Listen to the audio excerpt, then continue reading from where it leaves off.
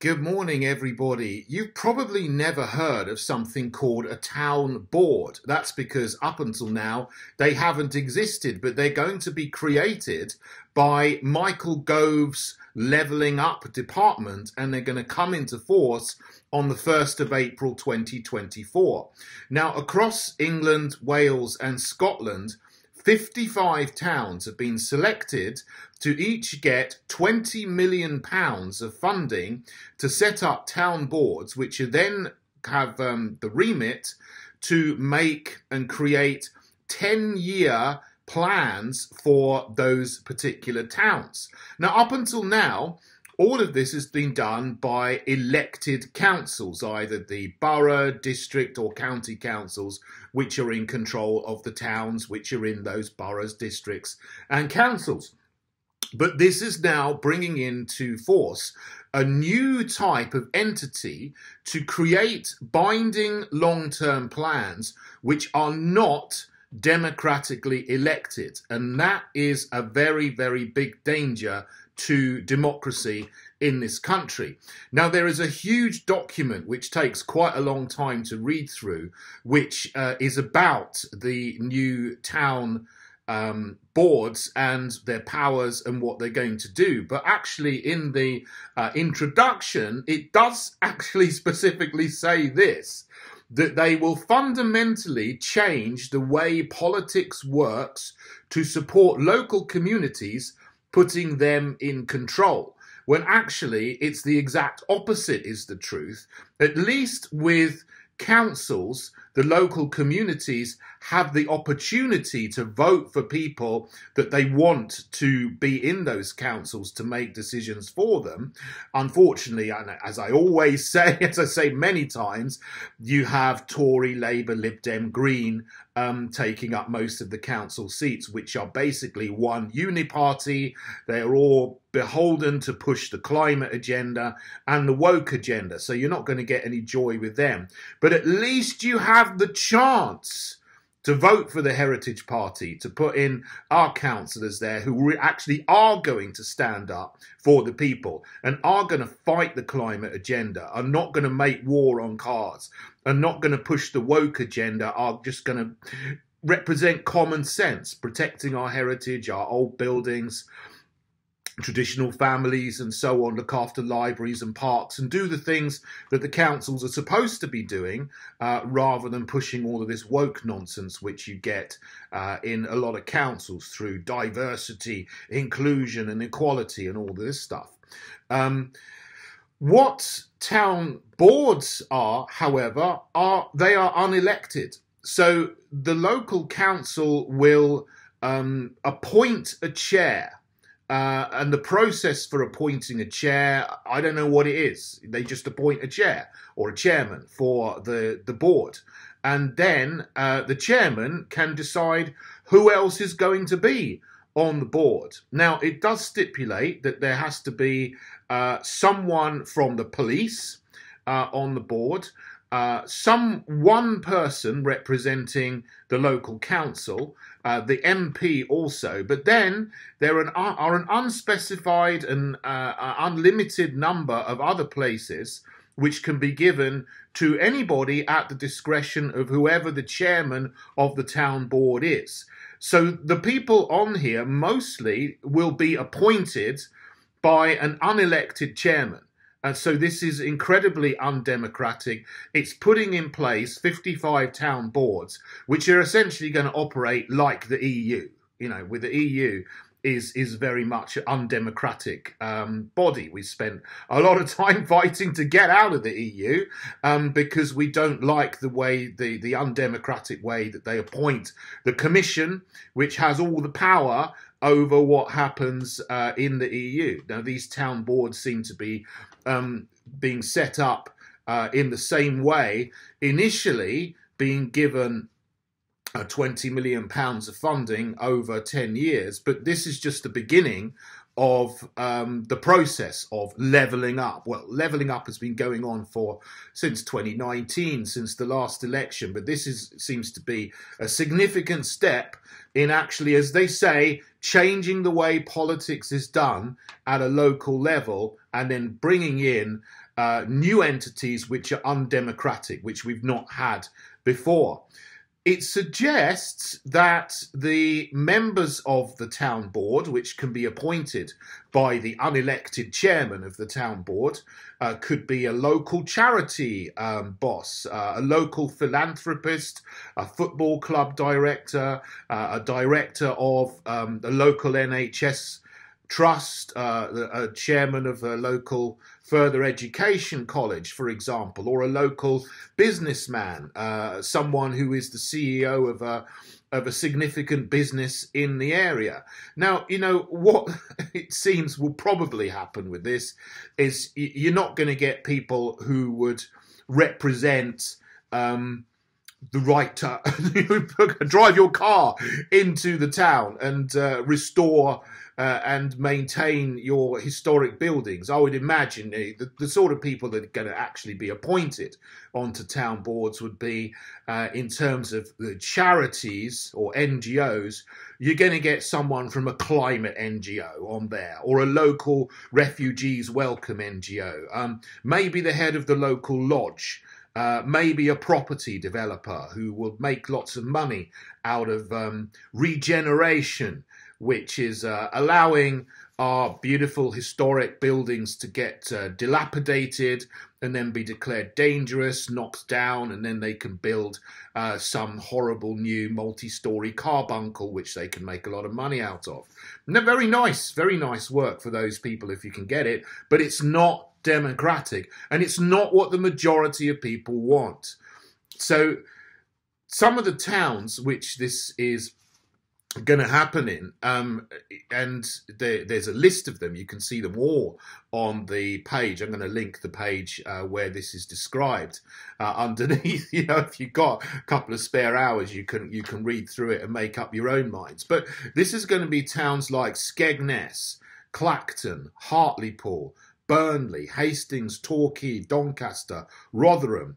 In Wales, we have Merthyr Tydfil and Wrexham. In Scotland, you've got Dumfries, Kilmarnock and Clydebank. So, and many others. I've just mentioned a dozen there. Significant towns all around the country. Every area, every part of the country is going to be affected by this. But this is just the beginning. They picked 55 here and they've spoken about it, but who knows how far and how widely this scheme is going to be rolled out. So this is happening now. 50,000 pounds, as they say, has already been given to each local authority to appoint a chair. Why a local authority needs £50,000 each to appoint somebody, I don't know. You know, they could just pick someone. You know, they've probably got the person in mind already that they're going to pick. You know, whether it's as I said, the chairman of the local lodge or whatever. Who knows how they will decide how to pick the chairman or chairperson of these particular town boards. So I said chairperson. Shows you how bad programming is. That's a dreadful thing. Sorry, I should not use that politically correct word. Okay, so I'm sorry about that. The chairman of the local board will be decided with this £50,000 that each councillor's got. And then the £20 million allocated for each town board is going to be released to them over the next 7 to 10 years in tranches, which they can then use to draw up a long-term plan and perhaps, as they say, invest in whatever schemes they want to do. Some of the schemes that have been put up as model examples of how levelling up funding has already been used in other areas are things like active travel. Now, I'm not against active travel. Walking is great, cycling is great, but the active travel agenda, it's all part of the climate agenda. It is the war on cars. It is to discourage people from using cars to travel around. And encouraging people to use bicycles is great, but not at the expense of letting people use their cars to drive into town centres. And, one of the ironic things about this is they're talking about, oh, towns are all run down. Well, the reason a lot of towns are run down is because of the climate nonsense where cars are priced out of existence in the town centres by massive increases and hikes in car parking charges and all kinds of road blockages and fees to drive into your town centres. Get rid of them and the towns will regenerate themselves. It doesn't need more government money to encourage businesses. You just need to create the conditions for businesses to thrive by themselves. And there's so much that this government does. The Uniparty does. I mean, it's not just the Conservatives. It's, as I say, Tory, Labour, Lib Dem, Green, acting together to militate against the things which would allow businesses to just get on and flourish. You just need to leave them alone, as they've done all these things to make it harder for businesses to flourish in the town centre. And then they come along with a piddling little amount of money, they give it to an unelected town board, and then they say, oh, we're going to do active travel and we're going to put in surveillance cameras and all this kind of thing. When what they should be doing is just encouraging people to come to the town centre in their vehicles. And then a lot of the problems would solve themselves without the need to create these unelected town boards, which are going to continue to further the woke agenda, the climate agenda, mass surveillance, and regeneration, which, I don't know any regeneration projects, or very few, that actually end up with more beautiful buildings in our town cities. They usually end up with beautiful historic buildings getting knocked down and replaced with ugly, brutalist carbuncles, which we really don't want. So I would, if you found this interesting, please do have a look at this document. It's part of the whole massive devolution agenda. And, our General Secretary of the Heritage Party, Madeline Hunt, is very, very good on this, very knowledgeable on this, and has done interviews on this subject. Or with Mark Windows and other people, which you can have a look at and have a listen to too. It's worth getting familiar with what's going on in the UK with this levelling up agenda, this devolution agenda, because it is taking power away from the people under the guise of giving it back to the people. They talk about making things more local, but what they're doing is setting up local bodies which are unelected and then putting in other positions where you have to pay a huge deposit in order to stand for some of the devolved positions that they're creating. At the moment, I need to make a whole other video on this, but what the government is doing at the moment is creating regional mayors, county mayors, metro mayors all around England. So every county is going to get its own little Sadiq Khan, who's going to have complete power over much of what happens in that particular county, just like Sadiq Khan has in London, which has been a disaster. But the thing is, for this, even though these positions are democratic, in a sense, the entry fee, the deposit for standing for election for these new regional mayors or metro mayors will either be £5,000 or £10,000, depending on where you are.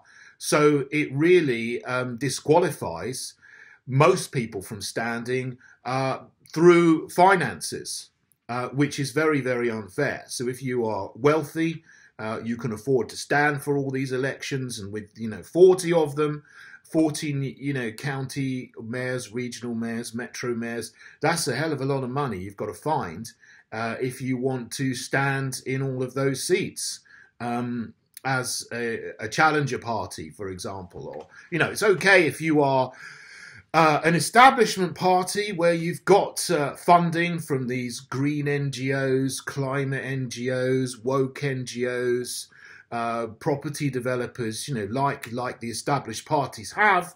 But if you are not part of that agenda, then it's quite hard to find the money to stand in all of these new positions for these new elections when the deposit is £5,000 or £10,000. It just simply isn't possible. And they're taking power away from the existing local councils where it's free to enter, because you don't need to pay a deposit to enter, a town, parish, county, district or borough election. Local elections are free to enter, and they should stay that way. And power should not be removed from them to unelected bodies, which is happening under the levelling up agenda with these new town boards. So something to be aware of if you are interested in politics. And if you want to fight this, please do come and join us in the Heritage Party. Become a member. You can do that on heritageparty.org.